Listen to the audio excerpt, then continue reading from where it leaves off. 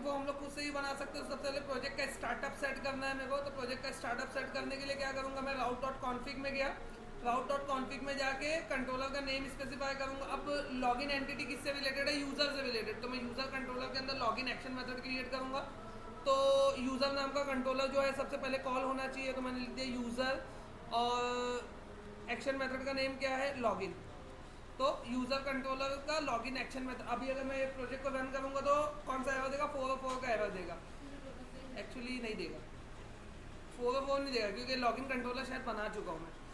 Check कर लेता हूँ मैं। यूजर कंट्रोलर में लॉगिन एक्शन मेथड है, हाँ बना हुआ है, गेट पोस्ट दोनों बना हुआ है। तो ये लॉगिन के लिए मेरे को क्या ऐड करना पड़ेगा, एक व्यू ऐड करना पड़ेगा। जैसे ही ये फंक्शन कॉल होगा, अब ये फंक्शन कॉल कब होगा, जैसे मैं एप्लीकेशन रन करूंगा तो यूजर स्लैश लॉगिन कॉल हो जाएगा, तो ये एक्शन मेथड कॉल होगा। ये एक्शन मेथड कॉल होगा तो ये क्या रिटर्न कर रहा है, व्यू। ये व्यू रिटर्न कर रहा है तो ये क्या सर्च करेगा, ये क्या सर्च करेगा, यूजर नाम के व्यूज फोल्डर में जाके, यूजर नाम के फोल्डर में जाके login dot CSHTML file search करेगा।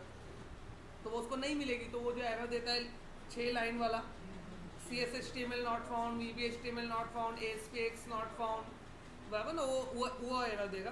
तो बेटर ये है कि मैं ऐड कर दूँ व्यू। तो ऐड व्यू, तो ये मेरे व्यू का नाम लॉगिन है। इसका स्ट्रांगली टाइप लेने की ज़रूरत है। कहते हैं स्ट्रांगली टाइप मैं कब लूँगा, स्ट्रांगली टाइप कब नहीं लूँगा, ये कैसे तुम ये फैक्टर, मतलब कौन सा फैक्टर होगा जिससे डिसाइड करोगे कि स्ट्रांगली टाइप व्यू लेना है कि स्ट्रांगली टाइप व्यू नहीं लेना है। क्या होता है स्ट्रांगली टाइप व्यू, हाँ जिसके टॉप में मैं एट मॉडल स्पेसिफाई करता हूँ वो स्ट्रांगली टाइप्ड है, मतलब वो व्यू के लिए वो व्यू एक मॉडल से बाइंड है, तो वो टाइप्ड है, उसकी टाइप स्पेसिफाई है तो वो टाइप्ड हो गया, स्ट्रांगली टाइप्ड हो गया। और अगर मैं कोई मॉडल स्पेसिफाई नहीं किया तो वो मतलब लूजली टाइप हो गया, यानी कोई मॉडल से बाइंड नहीं है। मैं फिर कोई भी वैल्यू उसके अंदर फॉर्म कलेक्शन से डाल के व्यू बैक से पास कर सकता हूँ, मतलब नॉर्मल व्यू हो गया हो। तो स्ट्रांगली टाइप मैं नहीं क्रिएट करता हूँ क्योंकि 2 टेक्स्ट बॉक्स है। मैं कर सकता हूँ इसको कौन से मॉडल से बाइंड करना पड़ेगा मेरे को, इसको यूज़र मॉडल से, क्योंकि उसी में यूज़र नेम है, उसी में पासवर्ड है, बराबर ना, उसके अंदर ही यूज़र नेम है, उसके अंदर ही पासवर्ड है। तो फिलहाल मैं नहीं बाइंड कर रहा हूँ उसको। और अगर तुम नहीं भी यहाँ पे बाइंड करते हो तो जब तुमको ज़रूरत पड़ेगी तो जाके लिख देने का @मॉडल, जैसा मैं कल लिखा था @मॉडल लिख के फिर आई इनवेबल ऑफ यूजर्स। तो मैं व्यू ऐड कर दिया, व्यू ऐड कर दिया, व्यू ऐड कर दिया। तो अब ये जो व्यू जो ऐड हो रहा है, ये व्यू की खास बात क्या रहेगी कि ये मेन्यू बताना नहीं चाहिए।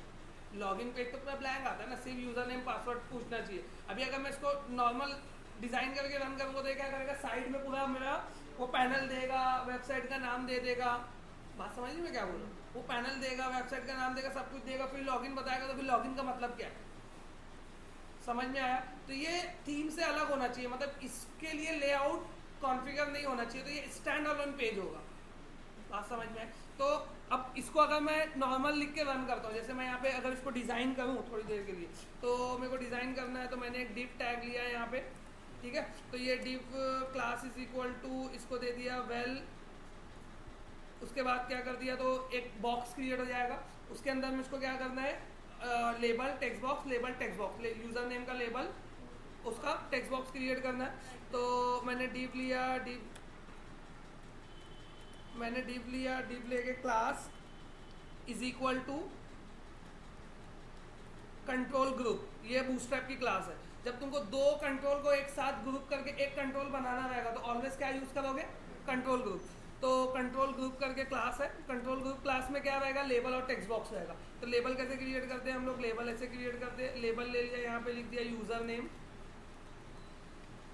फिर उसके बाद मेरे को टेक्स्ट बॉक्स चाहिए। तो टेक्स्ट बॉक्स के लिए क्या लिखते हैं हम लोग, @HTML dot text box, text box का नाम दे दो, यहाँ पे टेक्स्ट बॉक्स का नेम है TXT यूजर नेम, 1 नहीं चलेगा भाई ये। तो उसके बाद वैल्यू कुछ भी नहीं आएगी यहाँ पे, ठीक है। टेक्स्ट बॉक्स जो है बूटस्ट्रैप का होना चाहिए, तो मेरे को बूटस्ट्रैप के एट्रीब्यूट ऐड करना पड़ेगा इसके अंदर। तो बूटस्ट्रैप का एट्रीब्यूट ऐड करने के लिए मुझको इसमें class HTML attribute class add करना पड़ेगा। तो HTML एट्रीब्यूट क्लास ऐड करने के लिए यहाँ पे लिखा class equals form control, oh shit किधर चला गया,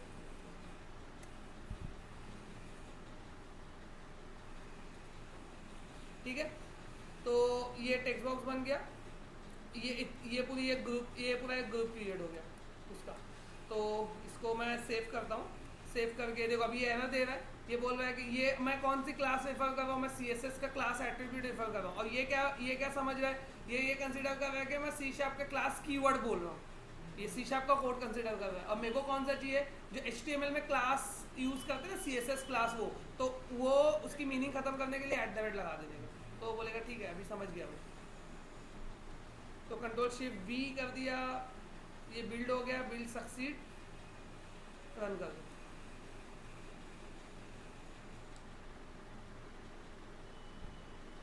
तो एप्लीकेशन में रन करूंगा तो अब क्या आएगा, लॉगिन पेज आना चाहिए पहले, लेकिन वो लेआउट के साथ आएगा। तो लेआउट कैसे निकालूंगा मैं, वो देखो।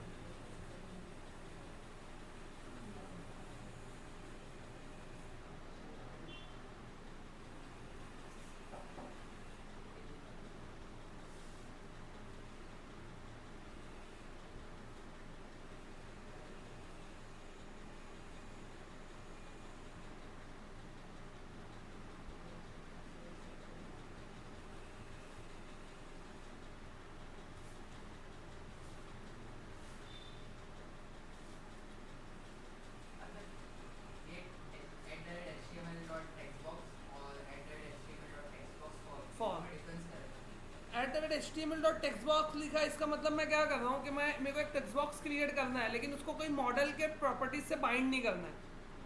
मेरे को एक टेक्स्ट बॉक्स क्रिएट करना है, उसको कोई मॉडल की प्रॉपर्टीज से बाइंड करना है, तो मेरे को फॉर लगाना पड़ेगा कि मतलब ये टेक्स्ट बॉक्स मैं उसके लिए क्रिएट कर रहा हूँ। जब मैं टेक्स्ट बॉक्स फॉर लिखता हूँ तो मेरे को क्या लिखना पड़ता है, उसके अंदर लैम्डा एक्सप्रेशन लिखना पड़ता है, x such that x dot करके लिखता हूँ तो मॉडल का एट्रीब्यूट उसके अंदर आता है। तो वो जो लैम्डा एक्सप्रेशन का आउटपुट है वो एक्चुअल में मॉडल रहता है, बताता हूँ मैं अभी।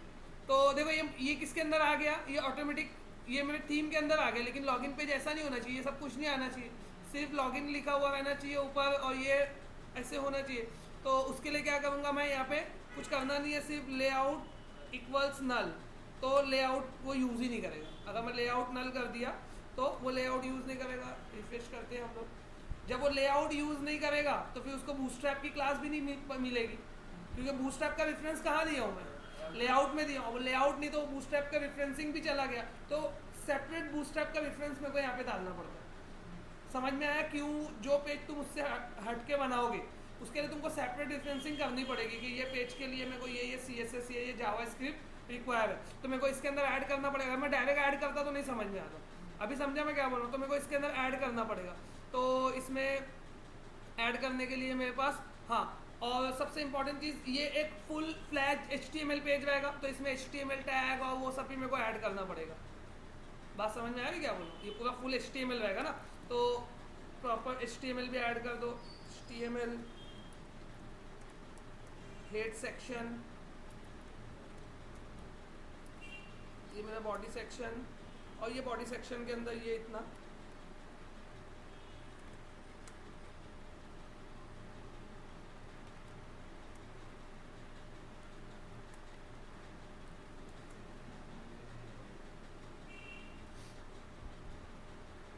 तो ये इतना तो फॉर्मेट हो गया। अब मेरे को क्या करना पड़ेगा, इसके हेड सेक्शन के अंदर रेफरेंस करना पड़ेगा फाइल्स को। तो हेड सेक्शन के अंदर आया मैं, हेड सेक्शन के अंदर मेरे को क्या क्या रिक्वायर है, यहाँ पे मेरे को बूटस्ट्रैप की CSS रिक्वायर है, बूटस्ट्रैप की JS फाइल रिक्वायर है, और बस।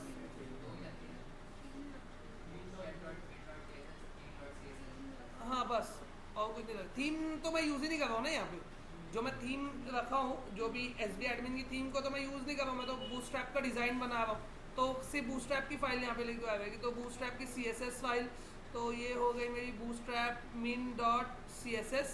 तो इसको ड्रैग करके इधर ड्रॉप कर दिया, ठीक है, ये एक फाइल हो गई।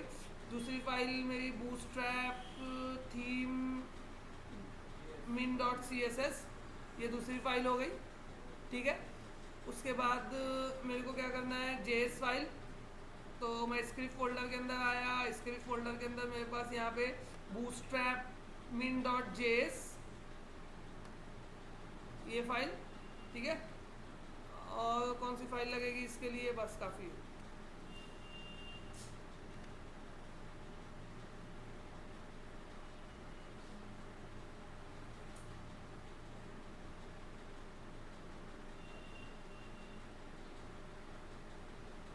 तो अभी बूटस्ट्रैप की फॉर्मेटिंग अप्लाई हो जाना चाहिए इसके ऊपर। हो गई। वेल क्लास का आउटपुट भी दिख गया ये। अब मेरे को क्या करना है, इसको श्रिंक करना है, इसको सेंटर में लेके आना है, मतलब ये पूरा सेंटर में एक लॉगिन बनाएगा, ऊपर कुछ स्पेस मेरे को छोड़ना है वहाँ पर। तो स्पेस छोड़ने के लिए तो सिंपल तुम क्या करोगे, ये वेल टैग से पहले मेरे को स्पेस चाहिए, तो एक स्पेस देने के लिए तो मैं पहले HR दे देता हूँ, फिर उसके बाद मैं टॉप मार्जिन दे दूंगा। HR देने के बाद टॉप मार्जिन दूंगा, तो जितना मार्जिन मैं दूंगा तो उतना ज़्यादा वो उससे दूर होते जाएगा।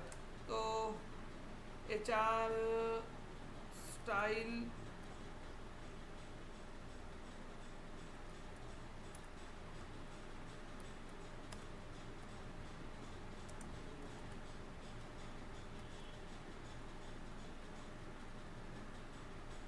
ये आ गया। हॉरिजॉन्टल कुछ दिख रहा है क्या?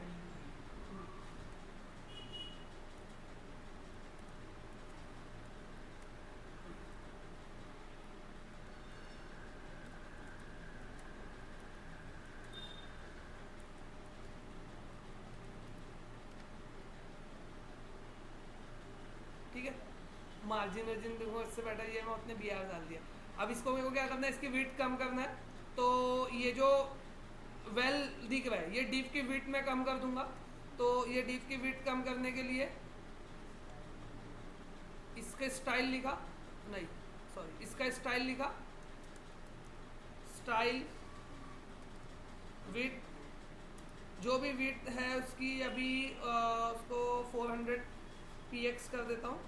तो 400 px करके ये पूरी जो जो पूरा टैग है इसको मेरे को सेंटर में लेके आना है। तो इसको मैं कंटेनर, एक टैग कंटेनर करके आता है उसमें डाल दिया, div class is equal to container और टेक्स्ट सेंटर। सब बूटस्ट्रैप की क्लास है, ये सब तुम लोग को याद रखना पड़ेगा। एक एक बार देखते जाओगे तो तुम लोग को याद हो जाएगा, और नहीं मिलेगा तो तुम लोग गूगल से तुम लोग सर्च कर सकते हो।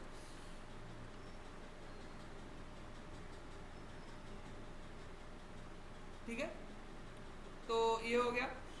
अभी लेकिन सेंटर नहीं हुआ ना,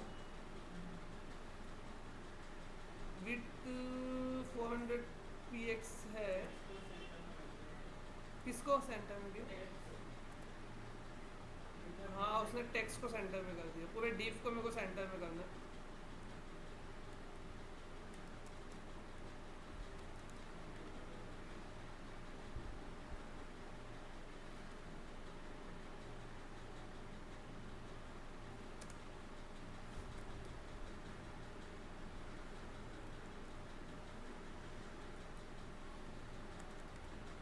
स्टाइल फ्लोट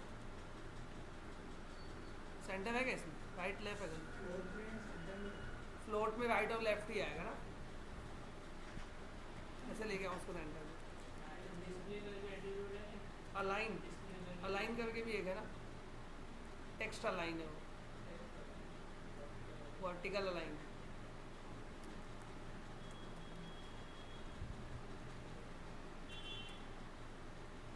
डिस्प्ले करके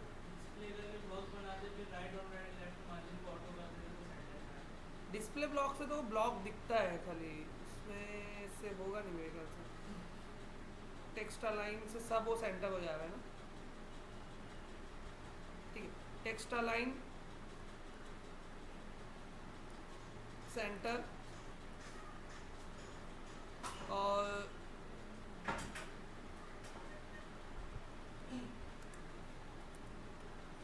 text right left left.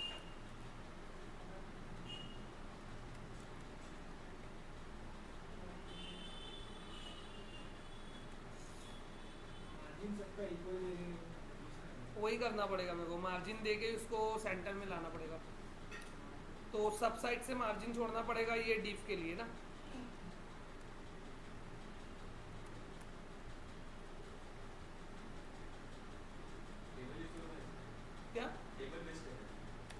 Trust है, लेकिन बूटस्ट्रैप डिज़ाइन में टेबल नहीं यूज़ करते हम लोग।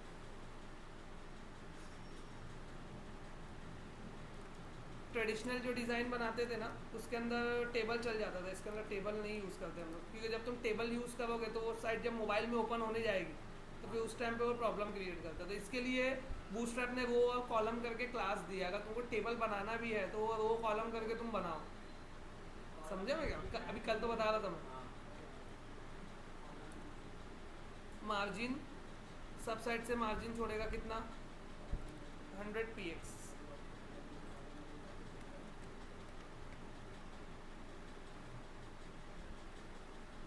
हाँ ये ठीक है। तो अब इसको मेरे को लेके जाना पड़ेगा सेंटर में और मेहनत लग रही है इसमें।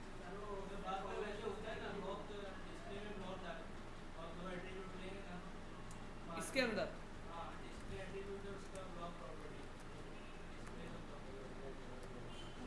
डिस्प्ले ब्लॉक, हाँ, और लेफ्ट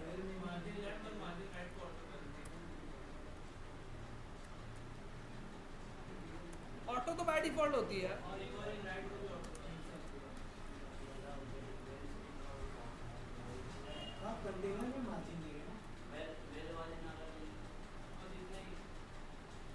इसमें दिया हूँ मैं, इसमें दिया हूँ ना, ये कंट्रोल ग्रुप में दे दिया हूँ, इसमें नहीं ना, इसमें देना पड़ेगा वेल में ना। तो उधर देख, मेरे मुंह पे क्या देखेगा, इधर बता रहा मेरे को कंट्रोल को नहीं लेके जाना, मेरे को पूरे डीप को लेके जाना है सेंटर में। तो डीप पे डालू ना।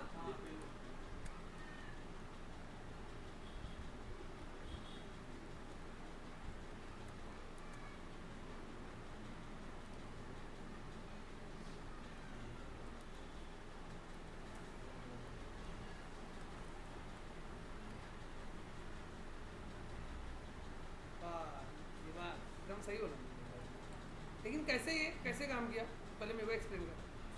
ब्लॉक की वजह से काम किया, ब्लॉक हटा देंगे तो कुछ काम करेंगे। जो क्लास डिफाइन करे ना वेल क्लास सेंटर में कैसे गया? नहीं, वो जो ब्लॉक बनाया ना अपने डिस्प्ले ब्लॉक, डिस्प्ले ब्लॉक से तो ब्लॉक बन जाता है पूरा, वो पता है। राइट और लेफ्ट से ऑटो करके सेंटर में करेंगे। तो ऑटो सेंटर में आता है, इधर से ऑटो कर तो सेंटर में डालो। तो मेरे को नहीं पता था ऐसा कुछ होता है, मैं तो हमेशा सेंटर में करने के लिए लिखता था सेंटर। अच्छा एक एक एक ट्राई करते हैं, बाय डिफॉल्ट ऑटो ही होता है जहाँ तक मेरे को पता है। अगर इसको मैं कट कर दिया तो अभी कहाँ जाएगा ये, इधर आ गया। अब अगर मैं एक मिनट, अगर मैं इसको ऐसा लिखूं,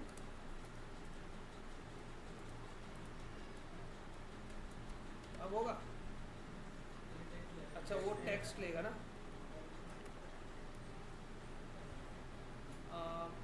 ब्लॉक लेगा ना, मार्जिन मार्जिन ही छोड़ना पड़ेगा।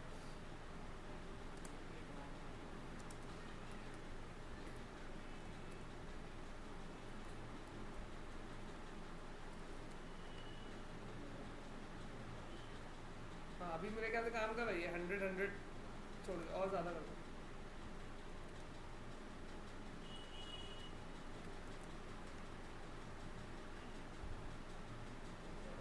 सब साइड से 200 हो गया, तो मेरे को फिर वो राइट लेफ्ट का दोनों का अलग अलग बताना पड़ेगा ना। चलो ठीक है, मतलब ऑटो में सेंटर लेता है।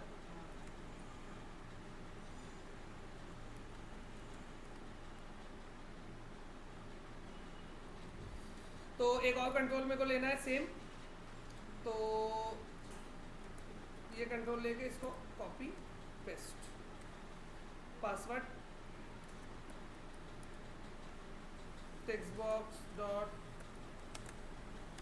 Password txt password.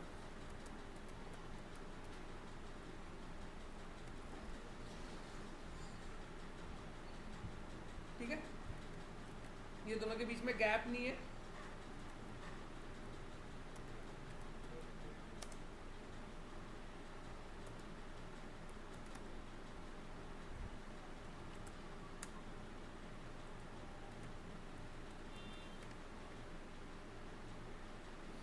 ठीक है, लॉगिन बटन लेना है मेरे को।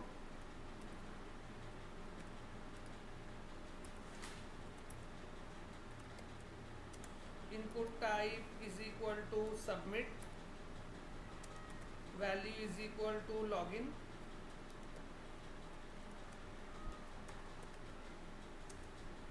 id is equal to btn login, name is equal to btn login, class is equal to btn success.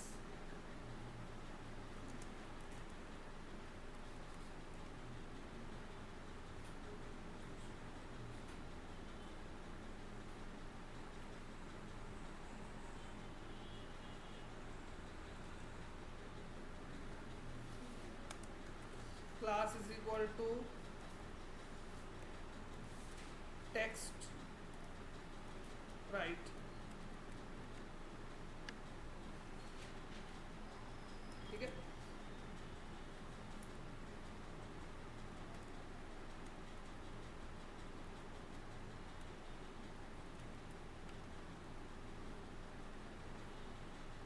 तो ये हो गया लॉगिन। अब इसको मैं सही कर देता हूँ मैं।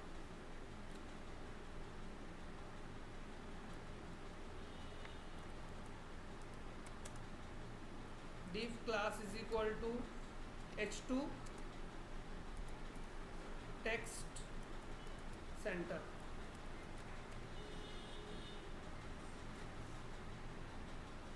ठीक है, तो मैं ऐसा HTML में h2 h1 लिखूँ, बूटस्ट्रैप में क्लास के अंदर h1 h2 लिखूँ, दोनों का इफेक्ट सेम रहता है।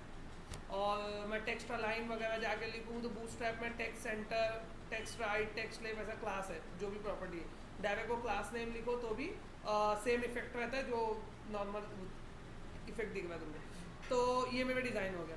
अब मैं जब जैसी प्रोग्राम रन करूँगा तो ये चीज़ मेरे को मिलेगी। अब मैं जैसे इस पर क्लिक करता हूँ तो फॉर्म सबमिट होना चाहिए, तो फॉर्म तो सबमिट हो नहीं रहा, तो मेरे को क्या करना पड़ेगा, इसको फॉर्म टैग में इनकैप्सुलेट करना पड़ेगा। जब मैं इसको फॉर्म टैग में डालूंगा, एक्शन के अंदर बताऊंगा, मेथड पोस्ट बोलूंगा, जब जाके वो ये दो वैल्यू को पोस्ट मेथड में सबमिट करेगा। कौन से दो पोस्ट मेथड में सबमिट करेगा, वो यहाँ पे सबमिट करेगा उसको, वो यहाँ पे इसको सबमिट कर देगा, ये इधर पर फॉर्म कलेक्शन के अंदर वो दोनों वैल्यू डाल देगा। लेकिन कब, जब मैं पोस्ट करूँगा तब। तो पोस्ट इसको मैं कैसे करूँगा, इसको पोस्ट करने के लिए मेरे को क्या करना पड़ेगा, इसको फॉर्म टैग में इनकैप्सुलेट करना पड़ेगा पूरी बॉडी को। तो मैं यहाँ से फॉर्म स्टार्ट करूँगा और ये जो इतना यहाँ पे फॉर्म एंड कर दूंगा बॉडी से पहले, बॉडी से मतलब बॉडी एंडिंग से पहले फॉर्म एंड हो जाएगा। तो फॉर्म कैसे हम लोग अरेजर में लिखते हैं, मैं डायरेक्ट भी लिख सकता हूँ ऐसा फॉर्म लिख के, लेकिन अरेजर में फॉर्म कैसे लिखते हैं हम लोग, अरेजर में फॉर्म लिखते हैं हम लोग @यूजिंग करके। ठीक है, यूजिंग के अंदर कोई ऑब्जेक्ट क्रिएट करते हैं हम लोग, वो ऑब्जेक्ट का स्कोप कहाँ से कहाँ तक रहता है वो हम लोग बताते हैं। तो ऑब्जेक्ट का स्कोप यहाँ से लेके यहाँ तक रहेगा।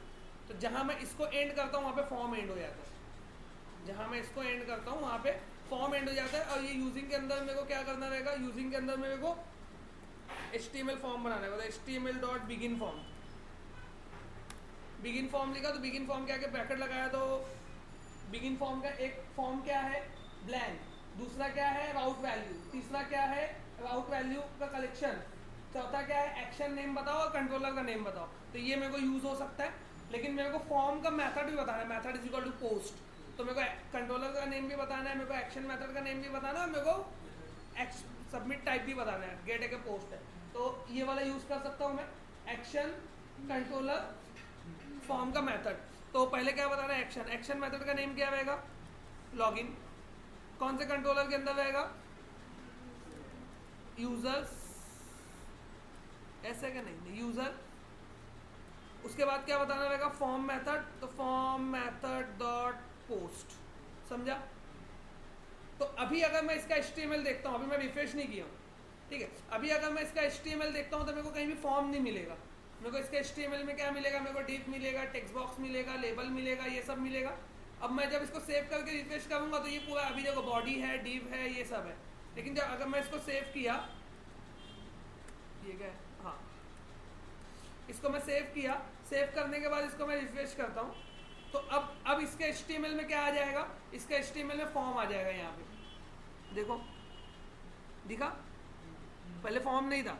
फॉर्म आ गया, फॉर्म कहाँ पे सबमिट हो रहा है, फॉर्म का सबमिट आया नहीं, स्लैश, अच्छा सेम एक्शन स्लैश मतलब जो करंट यूआरएल है मतलब वो सेम मेथड पे सबमिट करेगा। तो देखो यहाँ पर समझ में आएगा।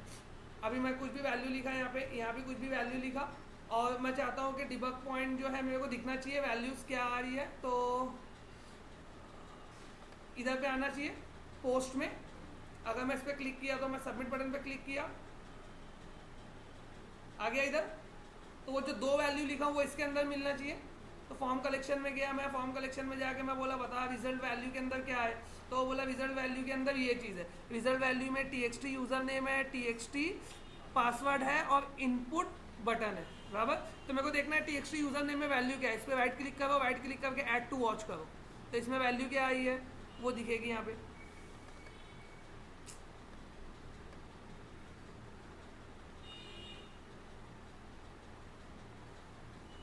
तो इसकी वैल्यू बता रही है,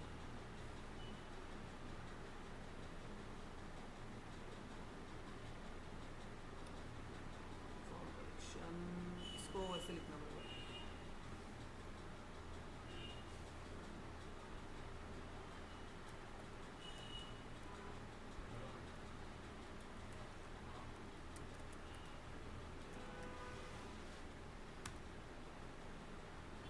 यूजर नेम ही आएगा, ठीक है। चलो उसको मैं उससे बताना पड़ेगा, वेरिएबल में सेव करके बताना पड़ेगा। बहरहाल ये वैल्यू आ गई, तो इसमें से क्या होगा, जो भी टेक्स्ट बॉक्स की वैल्यू है मतलब जो मैंने इसके अंदर लिखा है txt यूज़र नेम में जो लिखा है वो मेरे को 0 नंबर पे मिलेगा, txt पासवर्ड में जो लिखा है वो 1 पे मिलेगा, और इनपुट लॉगिन की वैल्यू एट्रीब्यूट के अंदर जो है वो यहाँ पे मेरे को मिलेगा।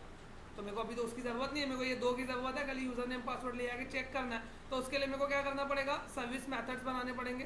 तो सर्विस मैथड बनाने के लिए मेरे को लॉगिन चेक करने के लिए एक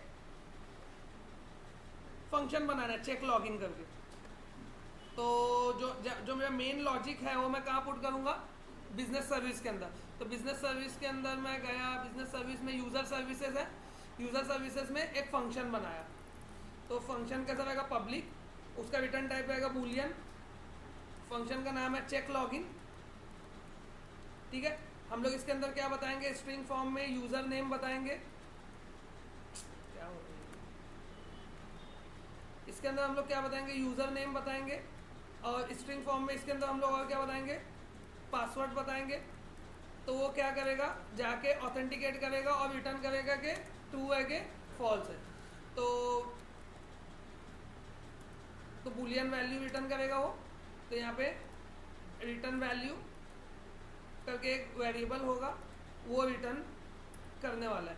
लेकिन वो रिटर्न वैल्यू किसके बेस पे वैल्यू सेट करेगा, डेटाबेस में जाके चेक करेगा, डेटाबेस में अगर उसको वो यूज़र नेम पासवर्ड मिल जाता है तो उसके हिसाब से वैल्यू देगा। तो अब यूज़र नेम पासवर्ड मिलता है, अभी यहाँ पे मैं क्या कर रहा हूँ, मेरे को चेक करना है टेबल में जाके। तो टेबल में जाके चेक करने के लिए मेरे को क्या करना पड़ेगा, जो मैं कल बना के रखा था मेरा कॉन्टेक्स्ट क्लास, उसको एक्सेस करना पड़ेगा। तो मैं लिखा context dot users dot where x such that x dot user name equals जो यूज़र नेम है वो, and x dot password equals जो पासवर्ड मेरे को मिल रहा है वो। अगर ये स्टेटमेंट से रिकॉर्ड मिला उसको, ये स्टेटमेंट से अगर उसको रिकॉर्ड मिलता है, इसका मतलब क्या है कि लॉगिन सक्सेस है, अदरवाइज लॉगिन फेल हो गया। तो इससे जो वैल्यू मिली उसको काउंट कर, अगर वो काउंट इफ, मैं इसको वेरिएबल में डाल देता हूँ, वेरिएबल रिकॉर्ड काउंट,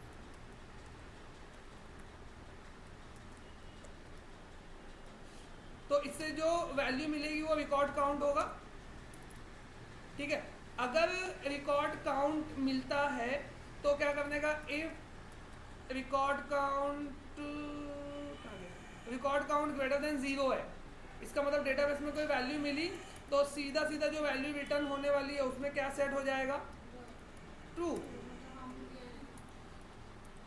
अगर नहीं है तो रिटर्न वैल्यू इक्वल्स फॉल्स, और जो रिटर्न वैल्यू है वो रिटर्न हो जाएगी। अब देखो एक सिचुएशन बताता हूँ मैं, ये कोड कैसे इंस्पेक्ट कर सकता हूँ मैं। वो उसने गया कॉन्टेक्स्ट में गया, यूज़र में गया, वेयर फायर किया,